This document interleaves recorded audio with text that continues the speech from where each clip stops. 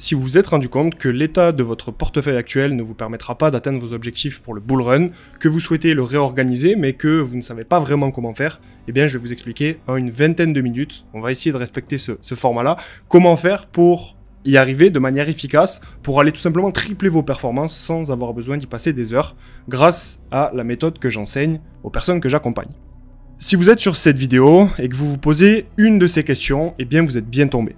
Question 1, je suis en perte, je vais attendre de revenir à mon prix d'achat pour revendre. Question 2, comment faire pour passer de mon portefeuille actuel à un portefeuille qui est adapté à mon profil. Question 3, est-ce que je dois tout changer maintenant ou est-ce que je dois attendre? Je me sens paralysé, ça c'est des choses que je reçois beaucoup en message privé. Question 4, je ne sais pas quoi faire, j'ai besoin d'aide parce que j'ai investi une somme d'argent qui est conséquente. Et question 5, dans quel projet investir pour maximiser ma performance durant la prochaine expansion haussière. Donc on va traiter ces 5 sujets tout au long de cette vidéo. C'est une vidéo de formation qui va vous permettre, ici je vous ai donné vraiment full valeur. En fait je vous partage des clés que je donne. Donc, je vous partage gratuitement des clés que je donne aux personnes que j'accompagne, aux personnes avec qui je fais tout simplement des coachings ou alors aux membres des chercheurs de pépites, aux membres du groupe privé. Donc, il y a 3 bonnes nouvelles, c'est que je vais vous partager gratuitement des informations de haute valeur. Nous allons traiter toutes ces problématiques dans une seule vidéo. Et en fin de vidéo, je vais vous partager vraiment une méthode qui est ultra puissante pour résoudre tous vos problèmes que vous allez pouvoir évidemment appliquer tout seul de votre côté. Le but, c'est pas de vous faire une vidéo trop théorique, le but, c'est aussi de vous donner des clés que vous allez pouvoir appliquer tout seul chez vous, peu importe le montant que vous avez investi en crypto. Si vous vous dites, je dois faire des modifications sur mon portefeuille, pour X ou Y raison, on va le voir dans cette vidéo de formation, eh bien, vous êtes bien tombé parce que je vais vous donner vraiment toutes les clés et c'est un sujet que j'ai pas vraiment vu sur YouTube et donc c'est important pour moi de le traiter avec vous aujourd'hui. Pourquoi je vous fais cette vidéo? Parce que je reçois énormément de messages et puis j'ai la data évidemment avec toutes les personnes que j'accompagne, de personnes qui sont dans cette situation aujourd'hui. Je n'ai pas pris de profit il y a quelques mois et maintenant je le regrette. En fait on a eu, je vais changer la couleur de mon stylet, plusieurs expansions haussières, surtout 2 grosses expansions haussières, c'est celle-ci. La première qui a eu lieu en mars 2024 et celle-ci qui a eu lieu suite à l'élection de Donald Trump justement en cette fin d'année, donc sur novembre-décembre. Et il y a beaucoup de personnes qui se sont dit à chaque fois ouais le bull run est parti et qui n'ont pas su prendre de profit et qui se sont retrouvés avec des tokens qu'ils ont achetés à peu près dans cette zone, qui n'ont pas pris de profit lors de l'expansion et qui sont retrouvés lorsque le Bitcoin s'est mis à retracer, on est rentré en période d'incertitude, avec, même si le prix du Bitcoin était plus haut, avec des prix de tokens qui étaient plus bas que leur point d'achat, et j'ai énormément de personnes qui sont en perte et qui regrettent justement de ne pas avoir pris de profit. Et donc le sujet qu'on va traiter, c'est le sujet de la réallocation de portefeuille. Alors c'est quoi une réallocation de portefeuille? C'est tout simplement de passer, je vais changer la couleur de mon stylet, d'un portefeuille A à un portefeuille B, qui va vous permettre de doubler, tripler vos performances. En fait, vous n'avez pas besoin forcément de faire des grosses modifications pour aller doubler, voire tripler vos performances. Et c'est pour ça que la réallocation de portefeuille est quelque chose de si puissant. Alors, pourquoi faire une réallocation de portefeuille? Pourquoi vous devriez, ou pourquoi vous vous posez la question de « Ok, il faut que je change les projets que j'ai en portefeuille parce que là, ça va pas et que c'est pas du tout aligné avec ma vision de l'investissement et avec les objectifs que je souhaite atteindre. » Alors déjà, pourquoi le faire? Parce que vous avez évolué, vous avez gagné en compétences, vous vous rendez compte que vous êtes plus aligné avec les projets dans lesquels vous avez investi, peut-être qu'il y a eu du FOMO à certains moments, vous vous posez des questions, donc quand il y a un doute, c'est qu'il n'y a pas de doute, ça c'est une clé extrêmement puissante que je vous partage ici.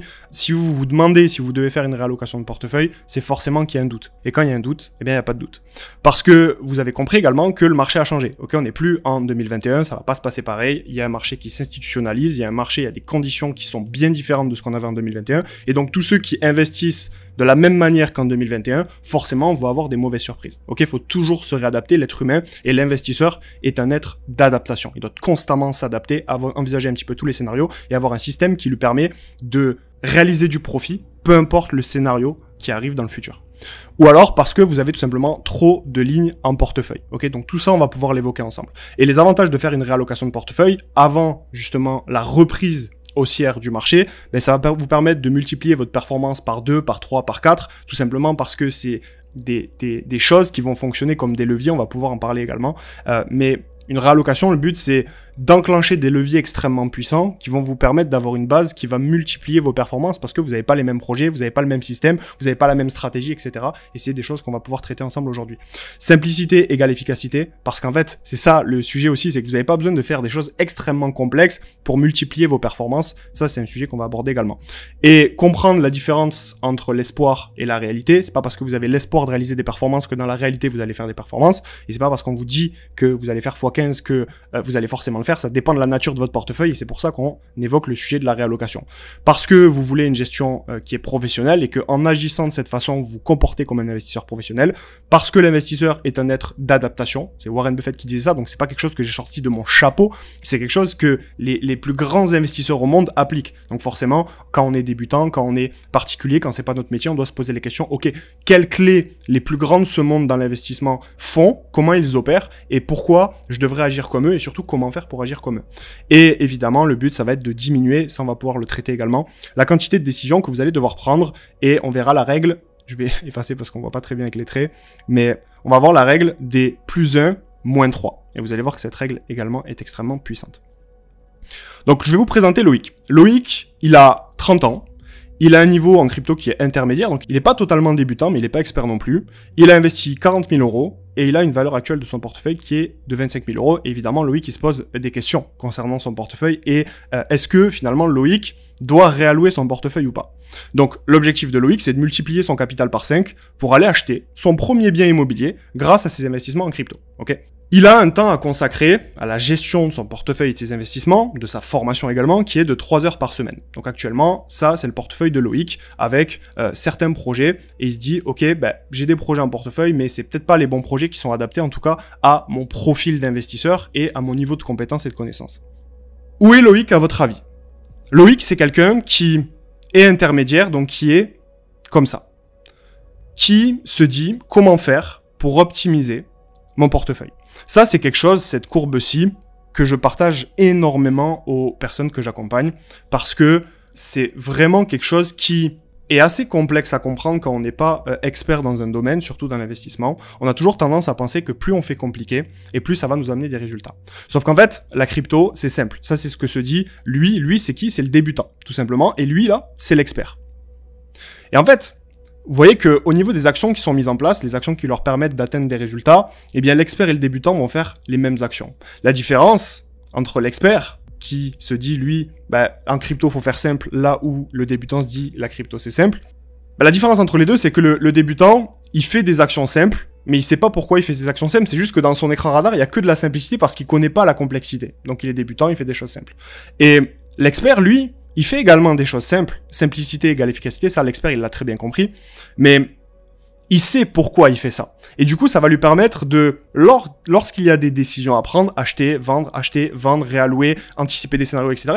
Il va comprendre et savoir pourquoi il met des actions en place là où le débutant ne va pas avoir de résultats parce qu'il ne va pas comprendre ce qu'il fait. Mais finalement, les deux font des choses qui sont extrêmement simples. Et la majorité des personnes que je vois, les messages que je reçois, toutes les questions que j'ai au quotidien, que ce soit dans le groupe privé, que ce soit les personnes que j'accompagne, peu importe, on revient toujours à cette complexité, ce truc de « ouais, mais je dois faire ça, je dois faire ça, je dois faire ça ». Et en fait, la majorité des personnes vont se concentrer sur le 80% qui amène 20% des résultats, au lieu de se concentrer sur le 20% qui amène 80% des résultats. Donc, je vais vous dire, moi, ce dont Loïc a besoin. Et probablement que vous vous reconnaissez dans le profil de Loïc. Loïc, il a besoin de pas grand-chose. Il a besoin d'un plan d'investissement long terme. Ça, c'est la base parce que le long terme est toujours plus important que le court terme. Il a besoin d'un portefeuille qui est adapté à son profil global et qui lui permet de minimiser les risques tout en ayant la possibilité d'atteindre ses objectifs.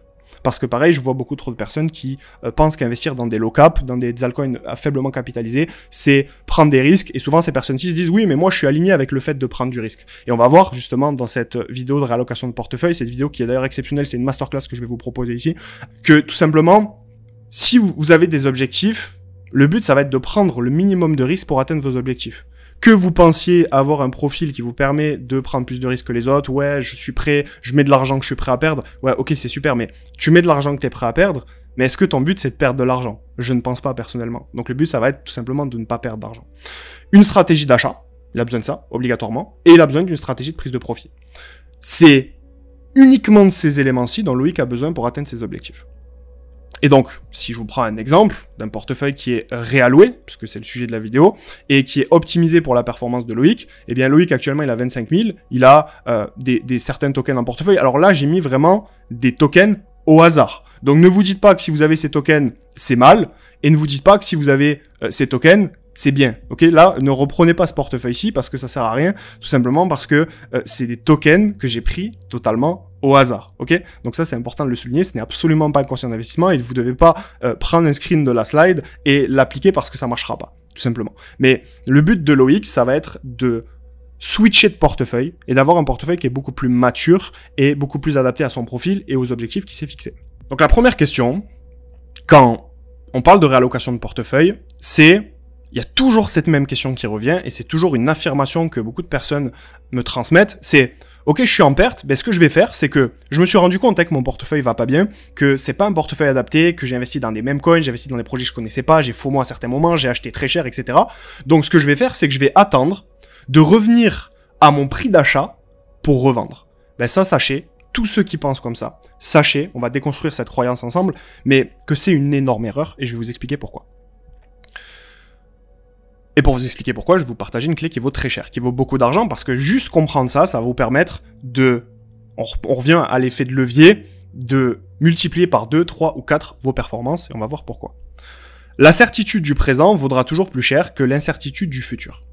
Ne pas vendre un projet risqué, auquel vous ne croyez pas vraiment, parce qu'après coup, vous vous êtes rendu compte que c'était une mauvaise décision d'investissement, ça revient plus à miser sur l'espoir que sur la réalité. Donc en fait, vous agissez comme un joueur de casino, et vous avez de grandes chances de perdre de l'argent, parce que vous vous rapprochez plus de l'espoir de revenir à votre point d'achat pour ne pas perdre d'argent et pour revenir à zéro pour pouvoir réinvestir intelligemment derrière, eh bien ça c'est plus de l'espoir. Parce que si vous ne croyez pas au projet dans lequel vous avez investi, si vous souhaitez réallouer et que vous souhaitez revenir à votre point d'achat pour le vendre et pour racheter des tokens qui seront mieux, plus solides, qui vont vous permettre de mieux dormir la nuit, qui vont vous permettre de réaliser potentiellement des meilleures performances, ben c'est forcément que vous savez qu'il y a un problème dans la gestion de votre portefeuille et dans les décisions d'investissement que vous avez prises. Et donc, le fait de se dire, il y a un problème actuellement, mais je vais quand même attendre de revenir, ben c'est se dire, ben au final j'ai l'espoir que ça revienne, parce que c'est la situation qui m'arrange et ça va pas être comme ça qu'il va falloir réfléchir justement si vous pensez à réallouer votre portefeuille. Et je vais vous expliquer justement pourquoi. Vous avez 3 situations finalement, situation 1, situation 2 et situation 3. Donc là vous avez les projets. Donc votre projet 1, le projet qui est actuellement dans votre portefeuille, et vous avez le projet 2 que vous souhaiteriez potentiellement acheter qui n'est pas dans votre portefeuille. Et donc là vous avez 3 situations. Situation 1, le projet que vous avez dans votre portefeuille, qui n'est pas bon, sur lequel vous avez perdu de l'argent, ne remonte pas. Donc, vous avez un risque, en fait, en conservant ce projet, auquel vous ne croyez pas vraiment, vous n'avez pas vraiment des convictions profondes, et vous avez d'autres tokens sur lesquels vous auriez préféré investir, qui vous parlent plus, eh bien, vous avez un risque de ne jamais remonter sur ce token-ci, qui ne revienne jamais à votre prix d'achat, qui est de 7 sur 10. Et réinvestir maintenant, c'est-à-dire perdre de l'argent, couper vos pertes et réinvestir intelligemment, eh bien c'est se dire, ok, je vais investir dans un autre projet, qui lui est aussi bas en termes de prix, mais qui a pas 7 sur 10 de chance de ne pas remonter, lui il est qu'à 2 sur 10. Donc il y a forcément un scénario où le projet ne va pas reprendre en valeur, mais le projet numéro 2, que vous n'avez pas actuellement en portefeuille, ben lui il a beaucoup moins de chances de ne pas monter. La situation 2, c'est que votre projet revient sur son prix d'achat, le projet que vous avez, le projet 1 ici, que vous avez actuellement en portefeuille, revient sur votre break-even, sur votre 0. Donc ça veut dire que vous n'avez plus perdu d'argent, mais vous n'avez pas gagné non plus. Ben vous vous dites, super, j'ai rien perdu, et donc ce que je vais faire, c'est que je vais pouvoir enfin m'en débarrasser pour racheter le token numéro 2, le projet numéro 2. Sauf que, c'est là ce que je vous ai mis sur la slide, ouais, super champion, mais moi, le projet numéro 2, j'ai fait la même performance que ton projet numéro 1, mais tu vas juste m'acheter en fait 2 fois plus cher. Donc en fait, oui, vous n'allez pas perdre d'argent, mais vous allez acheter un projet 2 fois plus cher. Alors que si vous aviez réalloué, oui, vous auriez assumé vos pertes. Par exemple, vous étiez à 2000 $, vous êtes à 1000 $. Ben en fait, que ce projet-ci remonte à 0, donc mettons, vous avez 2000 $, vous avez perdu 1000 $, ben revient à votre montant initial qui est de 2000 $. Ben en fait, si vous aviez réalloué, ce projet aussi, il aurait été à 2000 $. Donc ça revient strictement au même finalement. Ok, sauf que celui-là, on l'a vu, il a plus de chances de performer. Il a moins de chances de ne pas remonter. Et la situation 3, qui est la pire des situations, forcément, c'est que votre projet revient à son point d'achat, à votre point d'achat. Donc, vous n'avez pas coupé vos pertes. Mais, donc, super, je n'ai rien perdu. Je vais pouvoir enfin m'en débarrasser, comme dans la situation 2. Sauf que, là, le token numéro 2, celui que vous n'avez pas, que vous avez attendu d'acheter, super champion, j'ai fait 3 fois mieux que le projet numéro 1. Mais tu vas quand même m'acheter plus cher. C'est-à-dire que dans la situation 3, qui est une situation qui a de grandes chances d'arriver, si vous avez 2000 $ initialement, que vous êtes à 1000 $ et que vous voulez pas couper parce que vous dites j'ai perdu 1000 $. Mais sauf que si vous réallouez vos 1000 $ dans le projet numéro 2 et que le projet numéro 2 fait x3 au même moment où votre projet revient ici, le projet numéro 1 revient à votre prix d'achat. Ben en réalité, à la fin de l'histoire, vous avez ici, là, vous avez 2000 $, donc vous êtes à 0, à break-even, sauf qu'ici, vous êtes à 3000 $. Donc, vous avez fait une action, et au lieu d'être à votre break-even, ben vous êtes à 1000 $ de profit, au même moment. Okay, et donc c'est pour ça que pour moi c'est une grosse erreur de se dire que je ne veux pas couper mes pertes pour réallouer dans un projet qui sera plus solide. Donc pour conclure là-dessus, ne pas vendre pour ne pas perdre d'argent, en fait c'est un biais psychologique. Si vous ressentez ça, c'est que vous essayez de cacher une erreur que vous avez faite avec l'espoir de « oui, le token va revenir à mon point d'achat et finalement je vais pas perdre d'argent ». Sauf que le marché ne vous donnera jamais ce que vous voulez, il vous donnera la vérité. Et donc si vous pensez à réallouer et que vous voulez pas perdre de l'argent, ben pensez à ce que je viens de vous dire. Quand le mensonge prend l'ascenseur, évidemment la vérité prend l'escalier, et donc souvent c'est là où on a un retour à la réalité qui est assez brutal. Question numéro 2. Comment faire pour passer de mon portefeuille actuel à un portefeuille qui est adapté à mon profil? Alors là, ça va pas être très compliqué, on revient à ce truc de simplicité égale efficacité, mais je vais vous faire un plan en quelques étapes. Première étape que vous avez à faire, c'est d'établir votre profil. Donc c'est une chose essentielle, un portefeuille doit être créé en fonction du profil de la personne. Donc votre portefeuille doit correspondre à votre personnalité, donc le temps que vous allez allouer à vos investissements, à la gestion de votre portefeuille, au suivi des news, à tout un tas de choses. D'ailleurs, il y a le canal Telegram pour ceux qui veulent justement le rejoindre pour avoir les news et les rapports qu'on fait. On fait toutes les recherches pour vous, vous n'avez rien à faire. Et après, il y a également vos compétences, donc votre niveau, votre tolérance au risque, est-ce que vous avez une tolérance au risque qui est faible, qui est modérée ou qui est très élevée, et vos objectifs personnels de performance. Est-ce que vous souhaitez faire x5, x10, x20, x30, ok? Donc selon vos objectifs, vous n'allez pas avoir les mêmes cryptos, pas la même stratégie, etc. ok? Étape 2, ça va être de déterminer votre cadre d'investissement. Donc c'est la boussole de votre stratégie. Quel est finalement votre horizon de placement? Quelle est votre tolérance au risque? Est-ce que vous êtes plutôt investissement actif ou investissement passif? D'ailleurs, je préfère largement voir une personne qui se dit « Ok, moi je fais une stratégie d'investissement passif parce que j'ai clairement pas les compétences, ni le temps, ni l'expérience pour faire de l'actif. » Et croyez-moi que on a trop tendance à penser que l'actif, ça va vous permettre... Actif, c'est acheter, revendre, acheter plus haut, acheter plus bas plutôt, revendre plus cher, etc. Et on a souvent tendance à penser que c'est ça qui va nous permettre de réaliser de grosses performances. Sauf que pareil, on va voir la notion d'écran radar. Il y a beaucoup de facteurs qui sont en dehors de votre écran radar que vous ne prenez pas en compte. Et bien souvent, c'est beaucoup mieux si vous faites une stratégie simple, efficace, qui est basée sur du passif où vous attendez 99% du temps et ça va vous permettre d'aller chercher beaucoup plus de résultats. C'est à la fin du bal qu'on paye les musiciens et c'est pas pendant le bal qu'on paye les musiciens. Donc ce qui compte, c'est quel argent, quel profit vous sortez à la fin de votre bull run, à la fin de votre marché haussier. Ok? Et pour finir, quels sont vos objectifs? On vient de l'évoquer, revenu passif, multiplicateur, protection, acheter un bien immobilier, peu importe, comme Loïc, on l'a vu en début de vidéo. Troisième étape, ça va être de choisir une stratégie qui va être claire et cohérente. Sans stratégie, vous subissez le marché. Donc, est-ce que vous avez une stratégie long terme, Bitcoin, Ether? Vous pouvez d'ailleurs avoir une stratégie long terme et une stratégie court terme. Est-ce que vous choisissez plutôt une stratégie opportuniste, altcoin avec un fort potentiel? On va voir que dans la majorité des cas, c'est pas le plus adapté pour tout le monde. Stratégie stable, donc stablecoin plus rendement, par exemple. Donc dans la DeFi, si vous vous spécialisez, vous pouvez générer des rendements dans la DeFi et ça peut être une stratégie également. Répartition entre ces axes selon votre profil, etc., etc. Mais vous devez avoir une stratégie claire et cohérente. Si vous n'avez pas de stratégie où vous dites, j'ai un plan vague en tête, mais que votre plan n'est pas clair, noté sur une feuille, sur un tableau, peu importe, c'est qu'il y a un problème, c'est que vous ne savez pas, vous laissez le hasard, dans une certaine mesure, venir intervenir dans vos prises de décision, et forcément, ça va diminuer la performance globale de votre portefeuille à la fin du bal, à la fin du bull run, encore une fois.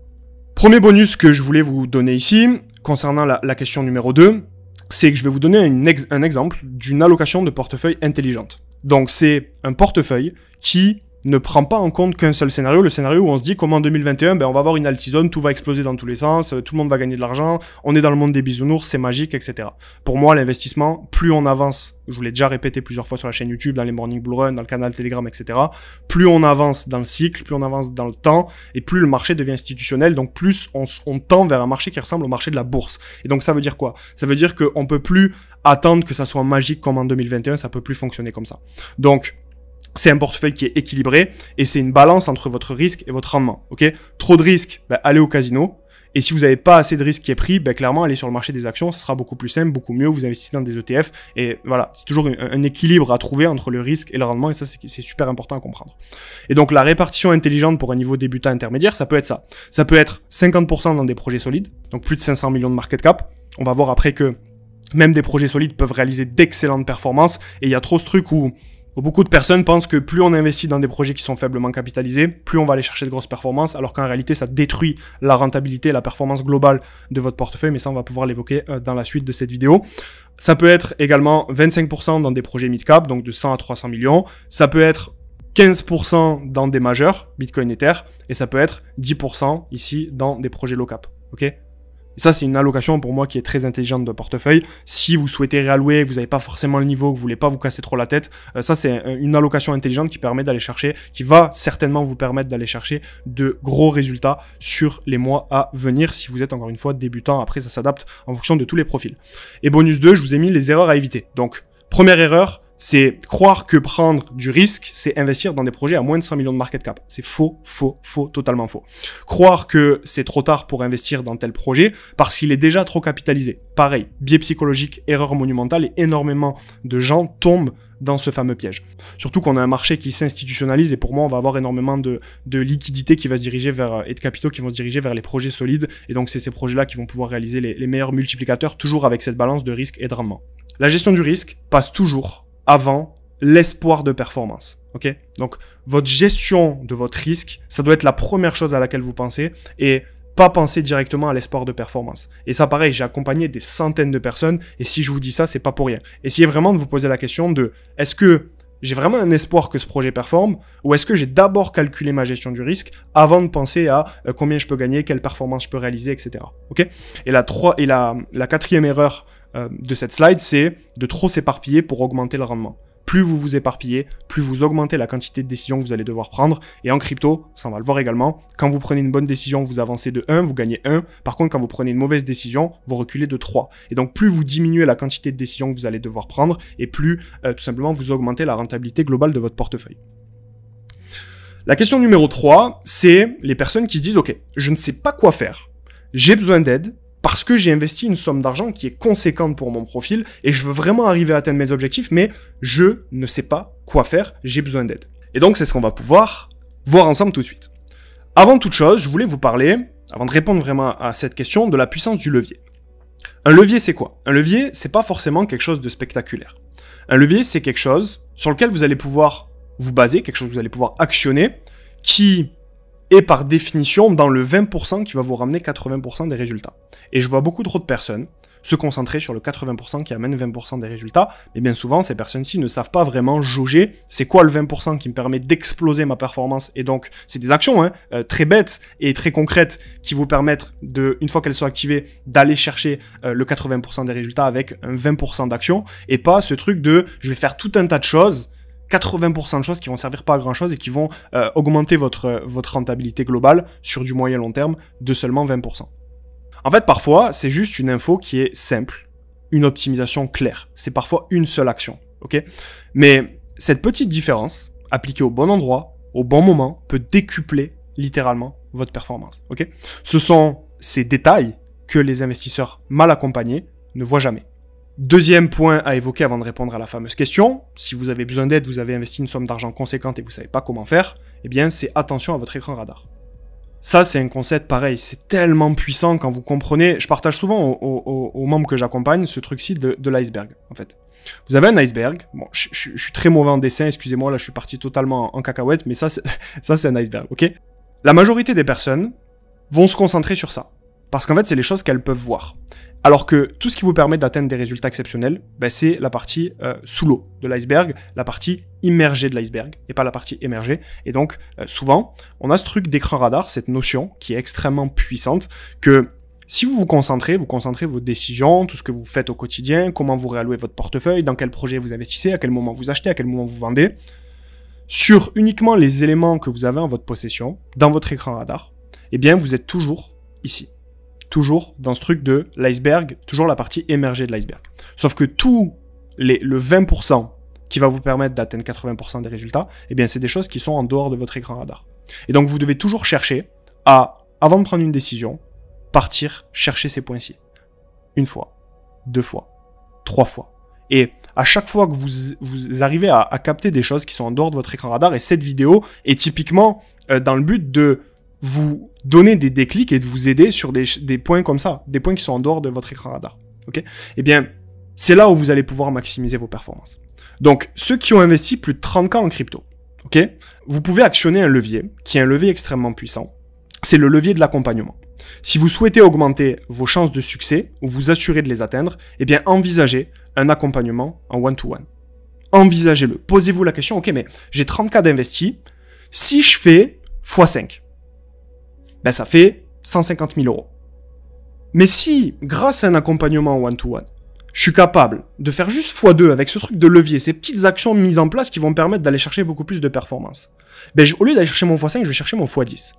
Ben en fait, c'est plus 150 000 que vous faites, c'est 300 000. Et donc il y a un delta avec de simples petites optimisations qui sont en dehors de votre écran radar, pour la plupart évidemment, si je ne m'adresse pas à tout le monde, à 100% des gens, mais ce truc d'aller chercher ces actions-ci là, ben en fait il y a une différence à la fin du bal qui est de 150 000 euros, et ça c'est tout juste gigantesque, c'est un écart qui est colossal, ok ? Donc une seule clé, ça peut vous éviter plusieurs milliers d'euros de pertes. Donc là évidemment je vous ai parlé que de gain, mais ça fonctionne dans l'autre sens. Une personne qui a investi plus de 30 000 euros, donc on part sur une base de 30 000 et qui veut aller chercher son x5 par exemple, donc 150 000 euros, c'est pas dit qu'elle y arrive. Ça dépend du niveau de chacun. Mais ce truc-ci, ce truc de levier, d'écran radar, c'est vraiment des choses sur lesquelles vous allez pouvoir vous baser via des personnes qui ont plus d'expérience que vous sur aller optimiser votre performance, allez vous poser des bases d'un système extrêmement solide qui va vous permettre de multiplier votre performance et surtout de ne pas perdre d'argent, c'est la base. Donc une seule clé peut vous faire gagner plusieurs milliers d'euros, et c'est là où justement on parle d'écran radar, d'aller se dire ok, il y a des choses que je ne sais pas puisque je ne peux pas les connaître puisqu'elles sont en dehors de mon écran radar, et je vais aller les chercher via un accompagnement parce qu'en fait le levier est tellement puissant que peu importe le montant de l'accompagnement, ben, je vais être en capacité de décupler mes performances, et donc le prix de cet accompagnement, cet investissement que j'ai fait en moi-même sera forcément rentabilisé. Si vous n'êtes pas sûr et que vous avez besoin justement d'être accompagné, vous cliquez sur le lien qui est en description, vous prenez rendez-vous et je peux vous avoir en appel pendant 30 minutes et on va pouvoir discuter de votre situation et voir de ce qu'on peut mettre en place ensemble pour aller chercher, atteindre ou apporter de la clarté sur vos objectifs et vos investissements, votre portefeuille, etc. Ceux qui ont moins de 30K d'investis en crypto, faites simple. Simplicité égale efficacité, donc pour vos invests, évidemment, mais ça marche dans tout, finalement. 8 lignes sur des projets solides, à fort potentiel, peut vous permettre d'aller chercher x10 de performance moyenne. Et quand je dis des projets solides à fort potentiel, je ne parle pas forcément d'altcoins capitalisés à moins de 100 millions, ok ? Je vous parle de projets extrêmement solides qui vont pouvoir s'apprécier sur du moyen long terme. Ne cherchez pas à vous éparpiller, concentrez votre capital le plus possible, établissez une stratégie de prise de profit qui est simple et ne visez pas des profits irréalisables, surtout si c'est votre premier bull run, ok ? Question 4. Est-ce que je dois tout changer maintenant ou est-ce que je dois attendre ? Je me sens paralysé parce qu'il y a ce truc de je suis bloqué. Si je le fais pas maintenant, je risque de le regretter, mais si je le fais maintenant et que je prends la mauvaise décision, je peux aussi le regretter. Donc, je suis paralysé, je sais vraiment pas comment faire. Faut savoir qu'une réallocation de portefeuille, ça se fait à la mi-temps. Faut que vous acceptez ça. Quand ça monte, vous êtes émotionnel. Quand ça baisse, vous êtes émotionnel. Il se passe pas grand-chose, ben vous pouvez prendre du recul. Ce que je partage également généralement aux membres des chercheurs de Bybit, c'est qu'il y a toujours ce curseur. C'est-à-dire que les choses, elles sont jamais toutes blanches ou toutes noires. Vous êtes jamais ici à 0 en termes d'émotionnel, et vous n'êtes jamais à 100%. Alors 100% sur le marché des cryptos, c'est plus facile d'atteindre 100% que 0, mais je connais personne, même moi personnellement, je suis jamais au 0. C'est-à-dire que vous êtes toujours positionné au milieu de ce curseur. Donc soit vous êtes plus vers le 0, ou soit vous êtes plus vers le 100%. Mais quoi qu'il arrive, quand ça monte ou quand ça baisse, vous n'êtes jamais du bon côté. Vous n'êtes jamais du côté du 0, vous êtes plus dans un côté qui tend vers les 100%. Ok ? Et donc, quand vous voulez réallouer votre portefeuille, vous devez absolument pas le faire quand ça monte ou quand ça baisse, quand le marché s'agite, ok? Vous devez prendre du recul et poser les choses pour prendre les meilleures décisions possibles. Encore une fois, il y a une phrase que je répète souvent, c'est un mentor qui me partageait ça il y a quelques années, c'est « les gagnants anticipent et les perdants réagissent ». Tous ceux qui gagneront de l'argent sur ce cycle sont des personnes qui ont anticipé un minimum. Anticiper, ça veut pas dire avoir une boule de cristal, ça veut dire avoir des convictions qui vous permettent de prendre des décisions avant que le marché bouge dans un sens, ou dans un autre. Et donc, dans quel projet je vous conseille d'investir ? Moi, je fais pas de conseils en investissement, je vous fais des conseils sur la manière d'aborder l'invest. Et c'est deux choses différentes. Je suis pas responsable de vos gains, je suis pas responsable de vos pertes. Ok ? Donc, dans quel projet je vous conseille d'investir ? Investissez dans des projets solides. Le marché devient institutionnel, on l'a évoqué plusieurs fois dans plein de vidéos et on l'évoque également sur ce live. Et pour ça, pensez à la bourse. Pensez à Apple. Pensez à Tesla. Pensez à Google. Pensez à Amazon. Pensez à Microsoft. En fait, c'est des entreprises qui ont réalisé des multiplicateurs sensationnels sur les 10 dernières années. Mais pourquoi ? Parce que c'était des entreprises solides, ok ? Un projet n'est pas solide parce qu'on vous a dit qu'il était solide, mais parce qu'il l'est vraiment. Et c'est là où on revient à la notion d'écran radar. Quand on vous présente un projet, vous regardez une vidéo YouTube, peu importe, de quelqu'un qui vous dit ce projet est pas mal parce qu'il est dans l'IA, parce que il est partenaire avec Sony, parce qu'il est partenaire avec ci, partenaire avec ça. En fait, on vous énonce toujours les raisons pour lesquelles vous devriez investir, mais on vous énonce jamais la phase justement immergée de l'iceberg, c'est-à-dire qu'il y a toujours autant de raisons pour lesquelles vous devriez investir que de raisons pour lesquelles vous ne devriez pas investir, même si le projet est exceptionnel. Et donc, moi, ce que je vous conseille, vraiment, si vous voulez suivre ce qui se passe, être vraiment dans surfer la vague et pas prendre la vague en pleine tête, finalement, c'est de comprendre que le marché devient institutionnel et que les projets, selon moi, en tout cas, c'est encore une fois, c'est que ma vision, qui vont le mieux performer seront les projets vraiment solides qui apportent vraiment de la valeur. Et donc, si vous n'avez pas le niveau, regardez les market cap. C'est-à-dire que là, c'est une vraie clé que je vous partage. Si vous n'avez pas le niveau pour comprendre, parce que pareil, c'est pour ça qu'on a créé d'ailleurs les chercheurs de pépites, c'est dans ce truc de se dire, nous, on va vraiment chercher les vrais projets, ceux qui sont vraiment solides. Et d'ailleurs, ceux qui veulent rejoindre les chercheurs de pépites, on est passé maintenant sur une liste d'attente. Il n'y a que 10 places par mois, c'est sur liste d'attente. Donc si vous voulez, je vous mettrai également le lien en description. Si vous voulez rejoindre les chercheurs de pépites, ça se passe via le lien en description. Vous cliquez et vous allez arriver sur une page, vous rentrez votre prénom, votre mail, il n'y a pas de spam, et on vous enverra lors de la réouverture. Chaque mois, on ouvre 10 places, et lors de la réouverture, on vous enverra un mail, et après, c'est le plus rapide qui peut rejoindre justement le groupe privé au niveau de la partie crypto. Mais si vous n'avez pas le niveau aujourd'hui, pour savoir quels sont les bons et les mauvais projets, eh bien, regardez les market cap, ok ? Donc, il y a beaucoup de personnes qui me disent, mais Moon, si le projet est trop capitalisé, je veux pas regarder les market cap, parce que si je regarde les market cap, je vais pas aller chercher mon x10. Est-ce que t'en es sûr ? Est-ce que vous en êtes vraiment sûr ? Lors du précédent cycle, on a des projets, ici, donc je vais zoomer sur la slide, on a Chainlink, par exemple, qui était capitalisé à 500 millions, ok ? Et qui est allé chercher, donc x41 sur son market cap, donc qui est allé chercher plus de 20 milliards de market cap. Ok, c'est pour vraiment vous donner cette notion d'échelle. Pareil, Cardano, qui est honnêtement pas un projet aussi exceptionnel que ça, mais qui était capitalisé à 1,3 milliard, ok, et qui est allé chercher un x64 sur son market cap, donc qui est passé, je vous ai même pas pris le top du top, je vous ai pris vraiment dans la zone évidemment du top, mais qui est allé chercher 87 milliards de market cap, ok, alors qu'il était à 1 milliard. Et donc on peut se dire, oui, mais Moon, si j'investis dans un projet qui est déjà capitalisé à 1 milliard, je vais pas réaliser mon x5, mon x10. Mais c'est là où il faut apporter cette notion d'échelle. C'est que x5, x10 sur des projets extrêmement solides qui vont se développer sur du long terme, peu importe le temps que ça prendra, c'est pas si incroyable. C'est pas si déconnant d'aller viser ce type de performance. Et je vous ai pris un exemple ici aussi, je vous ai pris VeChain sur le cycle précédent, qui était capitalisé à 235 millions de market cap et qui a fait également un x63 qui est passé à plus de 15 milliards de market cap. Et donc en fait, si vous voulez, ce que je veux vous dire par là, c'est que c'est pas parce que vous investissez dans des projets à moins de 100 millions que vous allez forcément atteindre vos objectifs. Tout ce que vous faites, c'est que vous rajoutez du risque sur un portefeuille, sur des objectifs qui n'ont pas besoin d'être confrontés vraiment à des low cap ou à se dire je veux investir sur des projets à 10 millions, 15 millions, 50 millions de market cap parce que c'est là où je vais aller chercher ma performance parce que pour moi, c'est une très grosse erreur. Ok ? Et donc, question 5. Comment faire pour vous débrouiller seul, maintenant, tout de suite. Et c'est là où je vais vous parler et je vais vous dévoiler la petite clé, la petite méthode, l'outil qui est pour moi juste exceptionnel, qui va vous permettre de réallouer votre portefeuille en mettant en place une stratégie que je vais vous dévoiler. C'est ce que je vous avais parlé, ce dont je vous avais parlé, en début de vidéo. Donc si aujourd'hui, vous Vous dites, ok, faut clairement que je ralloue mon portefeuille, je sais pas comment faire, j'ai pas de notion, j'ai pas de temps à y consacrer, mais j'ai quand même des bases, hein. Là je m'adresse pas à des débutants parce que là il faut vous former. Très clairement, il n'y a pas de magie, si vous n'avez pas les compétences, il faut vous former, sinon vous atteindrez jamais vos résultats. Mais pour des personnes qui sont intermédiaires, qui connaissent un minimum le marché, eh bien, mettez en place un système de notation, ok? Donc, vous prenez tous vos projets, par exemple, vous avez 15 projets, vous voulez réallouer pour être plus tranquille, pour que votre capital soit mieux réparti et partir sur 8 projets. Et donc, vous avez 7 projets à enlever de votre portefeuille et vous savez pas lesquels garder, lesquels enlever. Vous prenez tous ces projets et vous les classez par ordre de conviction de 1 à 5. Prenez projet 1, je mets quelle note? 1 sur 5 en termes de conviction. Ce qui compte, c'est vos convictions personnelles, ok? Parce que c'est là où vous allez prendre des bonnes décisions et vous allez pouvoir être aligné avec ces décisions-ci. Donc, vous prenez le projet 1, vous mettez une note sur 5. Projet 2, pareil. Projet 3 jusqu'au projet 15. Et donc, tout ce que vous avez à faire, c'est d'éliminer les projets auxquels vous le croyez le moins.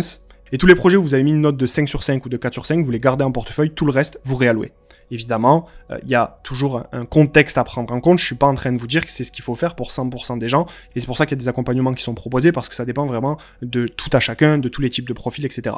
Et donc, vous classez ces projets par ordre de conviction et vous réallouez en fonction de cette conviction et pas en fonction du marché. Est-ce que ça monte? Est-ce que ça baisse? Est-ce que ce projet, ouais, mais ce projet il est en train de monter, celui-là, il monte pas forcément. Ok, bullshit, parce que tous les projets ne montent pas au même moment, il y a une histoire des narratives, il y a une histoire de flux de capitaux, il y a une histoire de contexte macro-géopolitique, il y a vraiment tout un tas de choses à prendre en compte. Et vous, tout ce que vous avez besoin, c'est d'avoir en portefeuille des projets avec lesquels vous êtes aligné, avec lesquels vous avez des convictions. Et donc, cette méthode est extrêmement puissante si vous voulez agir tout de suite maintenant, avant que le marché reparte potentiellement dans les prochaines semaines, les prochains mois. Donc, on arrive à la fin de cette vidéo. Merci de m'avoir écouté. J'espère que cette vidéo vraiment vous aura aidé. Dans la prochaine vidéo, ce qu'on va faire, c'est qu'on va voir pour moi la meilleure stratégie de prise de profit à mettre en place pour vos investissements en crypto. Pareil, je vais vous délivrer énormément de valeur. Donc, abonnez-vous, activez la cloche des notifications et on se retrouve justement dans la prochaine vidéo. Je sais pas quand elle sortira, si ça sera la semaine prochaine, dans quelques jours, je verrai selon tout un tas de facteurs et selon mon emploi du temps. Mais voilà, le prochain sujet, dans la prochaine vidéo, on va aborder une stratégie de prise de profit qui est la méthode de la cagnotte que j'enseigne aux membres justement des chercheurs de pépites et aux membres que j'accompagne en coaching individuel. Et donc, je vais pouvoir vous la dévoiler totalement gratuitement sur YouTube.